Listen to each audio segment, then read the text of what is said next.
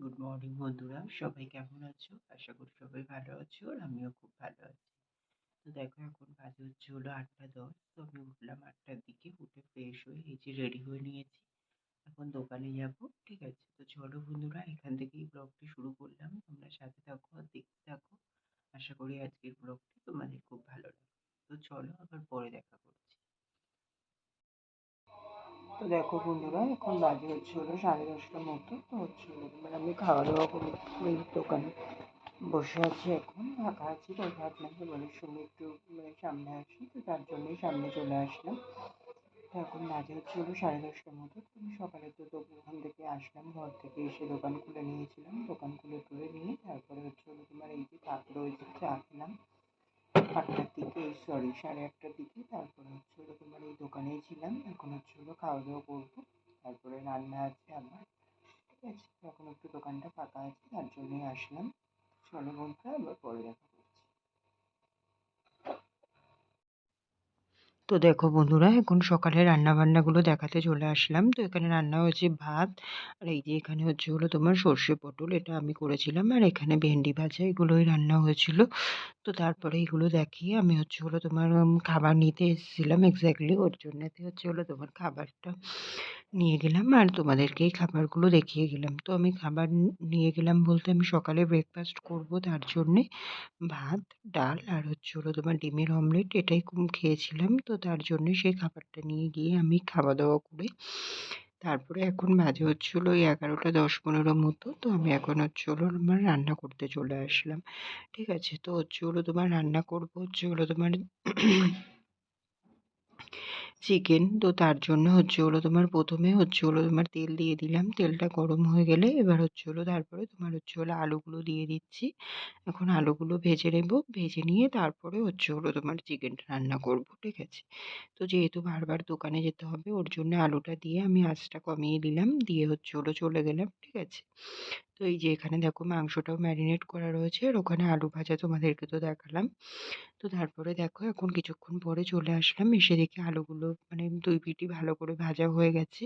আর মাঝে আমি একবার এসে উল্টেও দিয়ে গেছিলাম। তো মাঝে আলুগুলো এখন দেখছি পুরোপুরি ভাজা হয়ে গেছে। তো আলুগুলো বেশ লাল লাল করে ভেজে তুলে নিলাম। তুলে নেওয়ার পরে কড়াইয়ে দেখলাম তেলটা অনেকটাই আছে। তো ভাবলাম এতটা তেল লাগবে না চিকেনে, কারণ চিকেনটা আমি যখন ম্যারিনেট করেছি তখন অলরেডি আমি কিছুটা কাঁচা তেল ব্যবহার করেছি। তার জন্যতে আর তোমার এখানে বেশি তেল দিলাম না। ঠিক আছে, তো তারপরে দেখো এখন তেলটা একটু কমিয়ে নিয়ে তার মধ্যে তোমার আস্ত গরম মশলা দিয়ে দিলাম। এলাচ, লবঙ্গ, দারচিনি এগুলোই দিয়ে দিলাম। আর তেজপাতা দিয়ে দিলাম দুটো ছিঁড়ে। ঠিক আছে, এবার একটু নাড়াচাড়া করে নেব। হালকা গরম মশলার যে স্মেলটা বেরোবে, তারপরে তোমার আমি এর মধ্যে অ্যাড করবো তোমার চিকেনটা। ঠিক আছে, তার আগে এখন দেখো ভালো করে একটু ভেজে নিচ্ছি, যেহেতু মানে আঁচটা কমানো ছিল ওর জন্য একটু টাইম লাগছিল। তো তারপরে দেখো এখন আমার ভাজা হয়ে গেছে। এখন তারপরে আমি এই যে ম্যারিনেট করা চিকেনটা এখন এর মধ্যে দিয়ে দিচ্ছি। এখন এবার তোমার এর সাথে অনেকটাই করে গামলিতে লেগেছিল, ম্যারিনেট করা হয়েছিল যেহেতু ওর জন্যে। তো এখন পুরোটাই মানে কেকে নিয়ে ভালো করে পরিষ্কার করে কড়াইয়ের মধ্যে দিয়ে দিচ্ছি, দিয়ে এখন এটা কন্টিনিউ নাড়াচাড়া করতে থাকবো। আর একটু তোমার ঢেকে দিয়ে চলে যাবো আবার, যেহেতু আমাকে দোকানে যেতে হবে ওর জন্যে। তো এই যে বারবারই এরকম করে করে মানে আস্তে আস্তে করে কষিয়ে নেব, যে আর একটু জল এড করবো হালকা। আর তারপরে তোমরা তো জানো যে চিকেন মানে তেলের উপরে দেওয়ার পরে কিছুক্ষণ পরে এমনিই চিকেন থেকে জল ছাড়ে। তো চিকেন থেকে তো এমনিই জল ছাড়বে, তার সঙ্গে আমি একটু হালকা জল অ্যাড করব। আর এই যে এখানে একটু বিরিয়ানির মশলা অ্যাড করলাম। বিরিয়ানির মশলার ফ্লেভারটা আমার চিকেনে খুবই ভালো লাগে। তো তার জন্যে প্রতিদিন করা হয় না, আজকে একটু অ্যাড করলাম। আর এখানে একটু কাশ্মীরি লঙ্কার গুঁড়ো অ্যাড করলাম। এই দুটো ম্যারিনেট করার সময়ই দিতাম, কারণ এই দুটো আনা ছিল না দোকান থেকে। আমি মানে এটা ম্যারিনেট করে আলুটা ভাজতে দিয়ে তারপরে আনতে গেছিলাম মশলা দুটো, ওর জন্যেতে এই দুটোকে আমি পরে দিয়ে দিলাম। তো দেখো দেওয়া হয়ে গেছে, তারপরে একটু হালকা হাতে নাড়িয়ে নিলাম, নিয়ে তারপরে এই যে সামান্য একটুখানি জল অ্যাড করলাম।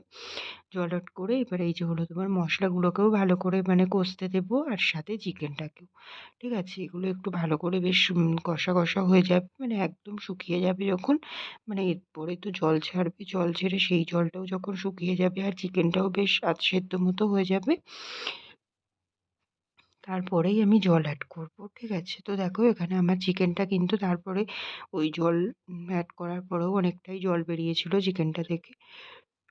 এই তো সেই চিকেনটাতেই আমি এসে বারবার করে কিছুক্ষণ পর পর এসে ২-৫ মিনিট পর পর এসে এরকম নেড়ে দিয়ে গেছিলাম, যাতে তোমার তলাটায় লেগে না যায় তার জন্যে। তো এরকম নাড়তে নাড়তে বেশ এখনটা চিকেনটা দেখছি এখন পুরোপুরি মানে কষে এসছে, আর জলও নেই। তো তারপরে আমি এখানে তোমার গরম জল বসিয়ে দিলাম, যেহেতু তোমার আমি মাংসে অ্যাড করব তার জন্যে। তো ওইদিকে ওই গামলিটাতেই বসালাম, যেহেতু তোমার ওই গামলিটাতে ম্যারিনেট করা ছিল তার জন্যে। তো তারপরে দেখো তারও কিছুক্ষণ পরে এখন আবার আসলাম, এবার এসে দেখছি একদম পুরোপুরি মাংসের গ্রেভিটা মানে শুকিয়ে এসছে, আর মাংসটাও অনেকটাই দেখছি মানে কষে সিদ্ধ হয়ে গেছে। তো আমার ওদিকে জলটা বসিয়েছিলাম, তো জলটাও দেখলাম বেশ উষ্ণ উষ্ণ গরম হয়ে গেছে। ভাবলাম এবার তাহলে জলটাও অ্যাড করে দিই। তো তার জন্য এখন জলটা অ্যাড করতে আসলাম, ঠিক আছে? তো দেখো এখন আমার ওইদিকের উনুনে জলটা বসানো ছিল, জলটা এখন তোমার নামিয়ে আমি তোমার কড়াইতে দিয়ে দেবো। দিয়ে একটু অল্প অল্প করে দেবো, দিয়ে নেড়ে দেখে নেবো যে মানে তোমার কতটা পরিমাণ লাগতে পারে। আসলে আমি ঠিক আইডিয়া করতে পারি না, মানে এই যে দেখে দেখে এরকম আইডিয়া করে করেই করি। এবার যেহেতু সিদ্ধ হওয়ার জন্য একটু জল লাগবে, ওর জন্যেতে মানে একটু বেশিই জল দিতে হবে আমাকে। তো তার জন্যেতে ভাবছি যে আর জল দেবো কিনা। এবার গামলিটাতেও অনেকটাই জল ছিল, একবার ভাবছি দেবো, একবার ভাবছি দেবো না, এরম করতে করতে তারপর ভাবলাম না আর একটুখানি দিই। তো আরও একটুখানি দেওয়ার পরে দেখলাম না কম হয়ে যাবে, আরও একটুখানি দিই বলে তারপরে সবটাই দিয়ে দিয়েছিলাম। এই দেখো পুরোটাই দিয়ে দিলাম। তারপরে তোমার এখন আমি মাংসটাকে ভালোভাবে কষতে দেবো, কষতে দিয়ে মানে সিদ্ধ হতে দেবো। আর আলু তো মাংসের মধ্যেই দিয়ে দিয়েছিলাম, তো এখন সেগুলো আরেকটু ভালো করে সিদ্ধ হবে, যেহেতু একটু কম আছে সিদ্ধটা। তো সেই সিদ্ধটা হয়ে গেলে তারপরে তোমার আমি গরম মশলা অ্যাড করব, ঠিক আছে? আর এই যে এখানে চিনিটা অ্যাড করা হয়নি, যেহেতু চিনিটা আমি লাস্টে অ্যাড করব বলে ইচ্ছা করেই করিনি, তো এখন চিনিটাও অ্যাড করে দিলাম। তো এবার একটুখানি হালকা হাতে নাড়বো, নেড়ে তারপরে ঢেকে এটাকে একটু সিদ্ধ হতে দেবো, ঠিক আছে? তো আমি ওদিকে দোকানেও চলে যাব, দোকানেও আমাকে মাল দিতে হচ্ছে। বারবারই একটু একটু করে করছি, আবার দোকানে যাচ্ছি, আবার দোকান থেকে আসছি, এরকম করে করেই মানে প্রত্যেকদিনই আমাকে রান্নাটা করতে হয়, ঠিক আছে? তো তারপরে দেখো এখানে আমার রান্নাটা কমপ্লিট হয়ে গেছে, গরম মশলা দেওয়া হয়ে গেছে। তো এখন তোমার এই যে টকবক করে ফুটছে দেখতে পাচ্ছ, তো আমার মাংসটাও অলরেডি পুরোপুরি সিদ্ধ হয়ে গেছে। তো এখন তোমার নামিয়ে নেব, তার জন্যই তোমাদেরকে একবার ফাইনাল লুকটা শেয়ার করে দিলাম, ঠিক আছে?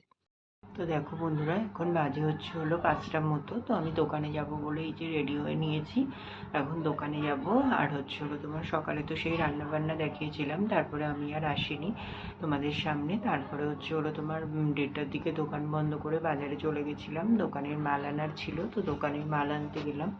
তো বাড়ি এসেছি তখন অনেকটাই বেলা হয়ে গেছিলো, আসলে বাজারে আজকে অনেকটাই ভিড় ছিল, জ্যাম ছিল, কেন জানি না।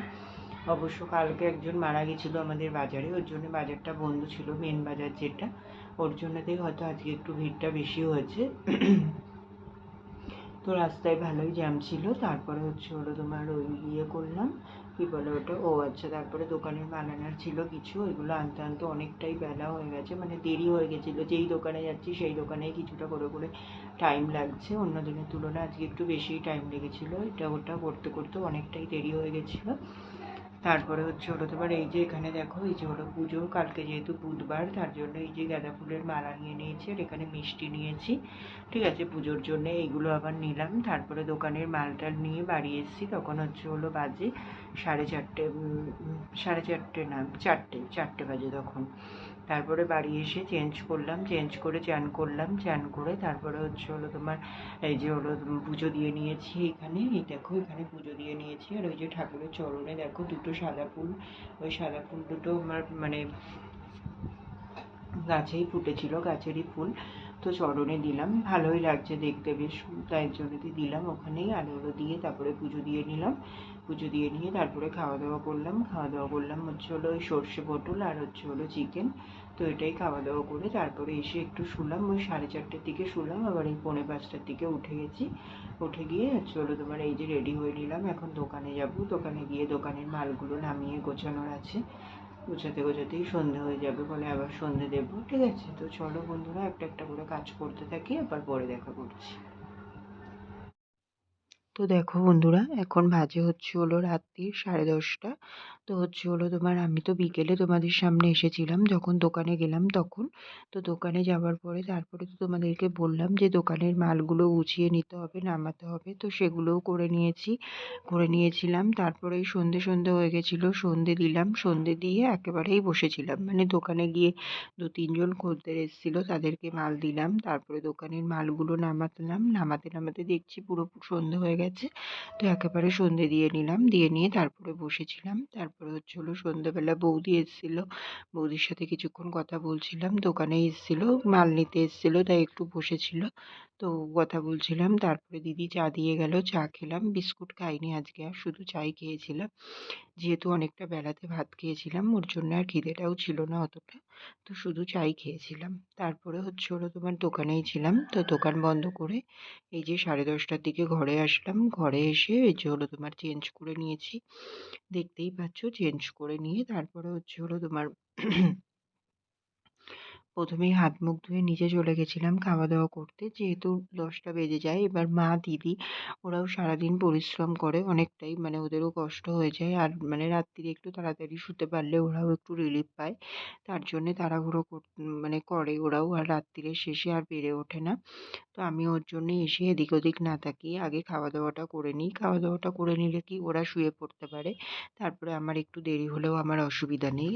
ঠিক আছে, তো আমার আর তাড়াহুড়োর ব্যাপারটা থাকে না, তার জন্যেই। তো দেখো এসে খাওয়া দাওয়া করে নিয়েছি, তারপরে এখন উপরে চলে আসলাম, উপরে চলে এসে তারপরে এই যে হচ্ছে হলো তোমার, এই যে দড়িতে দেখছিলে কিছু জামা কাপড় মেলা ছিল, যেগুলো বেরিয়েছিলাম ওই বেলা, সেই জামা কাপড়গুলোই সেগুলোই গুছিয়ে নিলাম, গুছিয়ে নিয়ে তারপরে এখন হচ্ছে হলো তোমার, এই যে কাল আগের দিনকে যে বার্থডেতে গেছিলাম, তো সেখানে যেই জামা প্যান্ট ছিল সেইগুলোই এখন গুছিয়ে তুলে নিচ্ছি।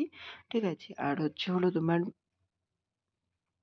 আবার বার্থডের কথা বলতে মনে পড়লো বন্ধুরা, আবার হচ্ছে হলো কালকেও একটা বার্থডে আছে আমার দোকানের সামনের বাড়িতেই একটা দাদার ছেলে। ওই ছেলেটা মানে আমার দোকানে ওকে খুব নেই আমি, মানে ইয়ে করি, মানে ভালো লাগে, আসে আমাদের দোকানে, আর সামনেই, দোকানের সামনেই বাড়ি।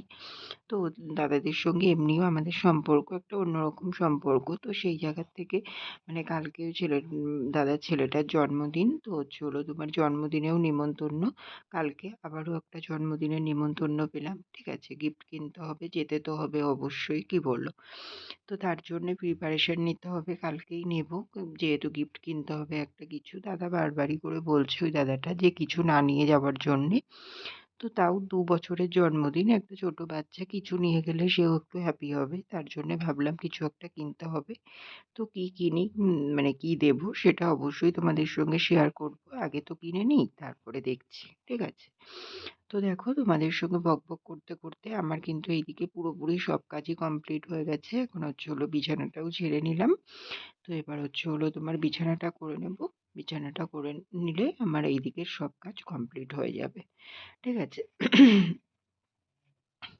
তো দেখো এখানে কিন্তু আমার বিছানাটা পুরোপুরি করা ডান হয়ে গেছে। তারপরে হচ্ছে হলো তোমার, আমি বাইরে যাব, ভিজে জামা কাপড় আছে কিছু, এগুলো একটু উল্টে দেবো, দিলেই আমার সব কাজ কমপ্লিট, আর সাথে ব্লগটাও এখানেই কমপ্লিট করে দিচ্ছি।